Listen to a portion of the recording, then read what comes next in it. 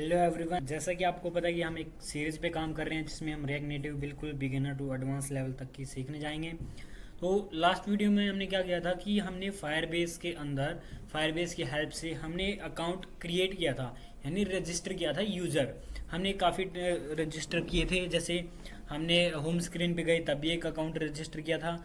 उसी तरीके से सपोज करो हम ये तो यानी कि हर बार ऐप ओपन करेंगे तो हर बार एक अकाउंट क्रिएट करेंगे, तो उसको अवॉइड करने के लिए एक और ऑप्शन होता है, वो होता है आपके पास लॉगिन का।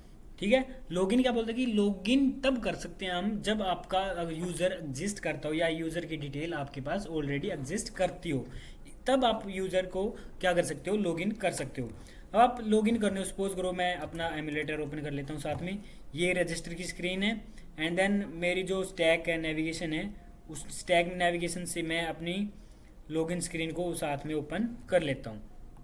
ओके देन, अब मेरे को करना क्या है कि जब भी मैं लॉगिन करूँ तो मेरी जो डिटेल थी यूज़र की, उसी डिटेल से बार बार लॉगिन हो जाऊँ, बार बार रजिस्टर करने की नीड ना पड़े। तो मैं यहाँ इनिशियल राउट नेम भी एक बार मेंशन कर देता हूँ, इनिशियल राउट नेम लॉगिन। ओके, ये लॉगिन स्क्रीन चल पड़ेगी एंड देन हम यहाँ प्रेस करके भी लॉगिन स्क्रीन पे जा सकते हैं। अब मैं चाहता हूँ कि इस लॉगिन पे क्लिक करके ही मैं अपनी होम स्क्रीन पे चला जाऊँ, यानी टैब स्क्रीन अपनी जो भी है वो चले जाएं, साथ में टैब भी आए, यूज़र स्क्रीन भी आए, अपनी इन्फो स्क्रीन भी आए, जैसे हमने रजिस्टर में किया था। अब उसको लॉगिन करने के लिए क्या करना पड़ेगा, हमें अथेंटिकेशन को इंपोर्ट करना पड़ेगा फायरबेस से। ठीक है, जो हमने डिपेंडेंसी इंस्टॉल करी थी उसके अंदर से उसको इंपोर्ट करना पड़ेगा। सबसे पहले तो इंपोर्ट, सॉरी ये वाली फाइल नहीं है, लॉगिन की है, स्टैक की है, लॉगिन में करेंगे हम इसी एग्जिस्टिंग फाइल के अंदर। यहाँ इंपोर्ट कर दोगे आप, import auth from @react native auth। ठीक है, ऑथ में से हमने क्या कर लिया, इसको इंपोर्ट कर लिया ऑथ को, क्योंकि हमें इसकी नीड पड़ेगी, क्योंकि ये ऑथेंटिकेशन चेक करता है। फिर आपके पास एक ईमेल है और एक पासवर्ड है। ठीक है, ईमेल भी है और पासवर्ड भी है। अब उसी ईमेल पासवर्ड की हेल्प से ही हम लॉगिन करेंगे। अब जैसे आप फालतू की वैलिडेशंस आप हटा सकते हो, जैसे मैंने पासवर्ड की हटा दी है, ये क्रिएट करने वाली थी, एंड देन सारी हटा देते हैं, नहीं एक ये हटा दो और देन ये हटा दो। ओके, अब आपको करना क्या है, ये नेविगेशन हटा दो यहाँ से। ठीक है, अब मेरी स्क्रीन क्या है, सिंपल है, बिल्कुल सिंपल। जब भी मैं इस पे क्लिक करूँ बटन पे, तो मेरा क्या आना चाहिए कि सबसे पहले तो अगर ईमेल नहीं डाल रखी आपने तो एरर आना चाहिए कि रिक्वायर्ड फील्ड कम से कम एंटर करो। ठीक है, तो हमने रिक्वायर्ड फील्ड एंटर करने के लिए वैलिडेशंस लगा दी। अब हमें क्या करना है, एक्सेस करना है डेटा उसके अंदर से। अब क्या करोगे, इसको असिंक फंक्शन बना दोगे, क्योंकि हमने नेटवर्क पे काम करना है, जैसे असिंक अवेट में उसमें लगाया था हमने असिंक स्टोरेज के अंदर। अब क्या करोगे आप, नेक्स्ट आपके पास ऑप्शन आएगा, इसको हम एक ही लाइन में लिख देते हैं, और ऑपरेटर लगा के not password, then this is required. ठीक है, दिस इज रिक्वायर्ड हो जाएगा। अब देखो, हमने वैलिडेशंस तो लगा दी है, जब भी हम इस पे क्लिक करेंगे तो ये दिस इज रिक्वायर्ड दिखा देगा, बट हमें क्या करना है, लॉगिन करना है उसी डिटेल की हेल्प से। अब सबसे पहले आपके पास आती है ट्राई एंड कैच, क्योंकि हमें एरर एंड डेटा हैंडलिंग दोनों करनी है। Const user credential, user credential and then await, क्योंकि असिंक अवेट इकट्ठे आते हैं दोनों। ओथ के अंदर से आपको क्या चाहिए, dot sign in with email and password, क्योंकि हमें साइन इन करना है ईमेल एंड पासवर्ड की हेल्प से ही। और आपकी ईमेल क्या है, ईमेल, एंड देन पासवर्ड क्या है, पासवर्ड। ओके, तो इसके हेल्प से हम करेंगे लॉगिन। अब लॉगिन कैसे करोगे, सबसे पहले तो हमने क्या एक्सेस किया, यूज़र क्रेडेंशियल एक्सेस कर लिए। अब इसके अंदर से यूज़र को एक्सट्रैक्ट करो, const user equals to user credential dot user. ठीक है, ये यूज़र कहाँ से आएगा, यहाँ से, और ये क्रेडेंशियल इसमें से एक्सट्रैक्ट हो जाएगा। ठीक है। और ये सारी डिटेल कहाँ से आएगी, आपकी डेटाबेस के हेल्प से वहाँ से आएगी। मैं आपको रूल भी दिखाऊंगा उसको रीड एंड राइट करने का। अब देखो ये कंडीशन बता रहा है कि अगर यूजर नहीं है, यूजर है तो ठीक है, अगर नहीं है तो आपके पास एरर आएगा। तो alert dot alert and then success, ठीक है, सक्सेस हो जाएगा। अगर सक्सेस हो जाए तो नेविगेट कर दो, नेविगेशन डॉट नेविगेट कहाँ करोगे, टैब स्क्रीन के ऊपर, ठीक है। टैब स्क्रीन ओपन कर दी तो हम क्या चाहते हैं कि ईमेल को भी खाली कर सकते हैं, बाद में करेंगे। फिर आप क्या करोगे, एरर हैंडलिंग, हमें एरर भी हैंडल करने हैं। एरर हैंडलिंग के लिए क्या आता है, कैच, ओके। तो कैच में क्या लिखोगे, एरर, एरर पूरा ही लिख दो and then error as a parameter pass कर दिया, अलर्ट डॉट अलर्ट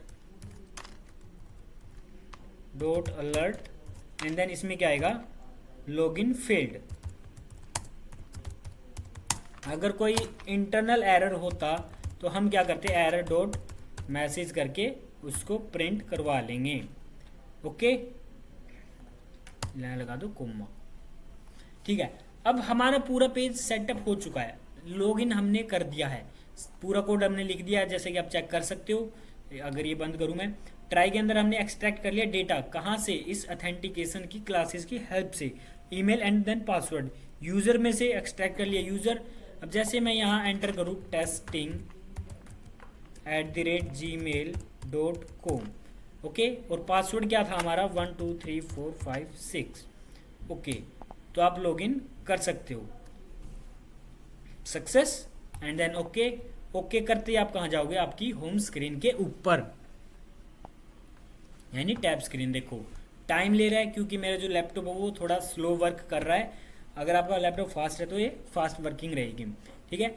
अब जैसे मैं इस पर क्लिक करूँगा तो वही स्क्रीन आ जाएगी, और इस पर क्लिक करूँगा तो अबाउट स्क्रीन आ जाएगी।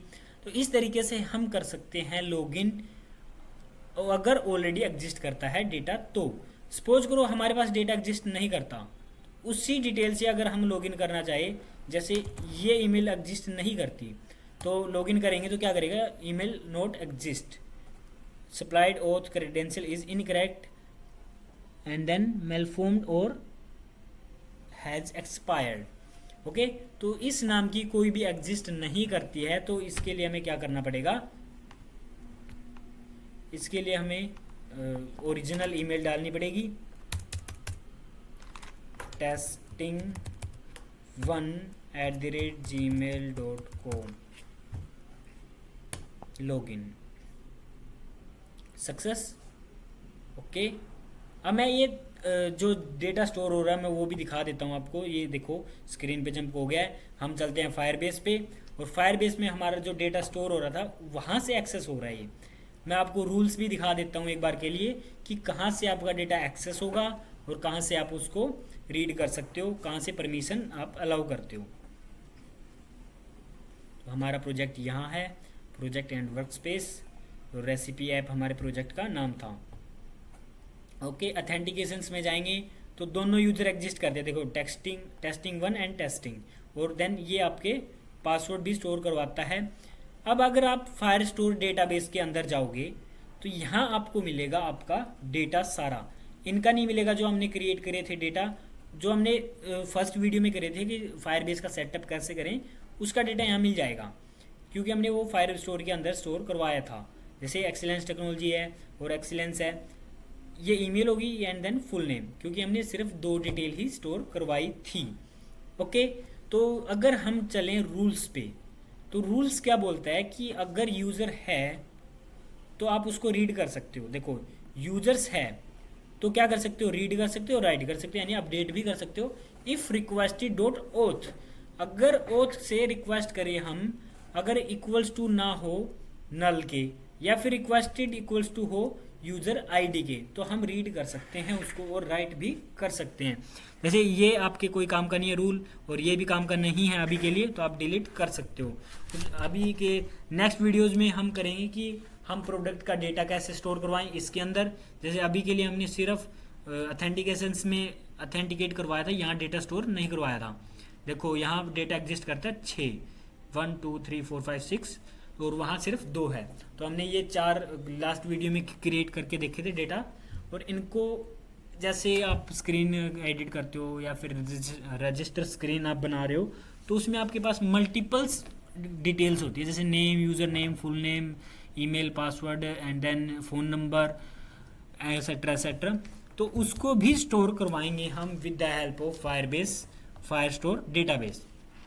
ओके, तो उसके लिए रूल्स भी अपडेट करने होते हैं, फिर उसको स्क्रीन पे भी लेके आएंगे हम फर्दर वीडियोस में। ठीक है, तो आज का टॉपिक थोड़ा छोटा ही था, सिर्फ हमें लॉगिन ही करना था। आई होप आपको समझ आ गया होगा। अगर कोई भी डाउट हो तो आप कमेंट सेक्शन में डाल सकते हो। ओके, देन फिर मिलते हैं नेक्स्ट वीडियो में।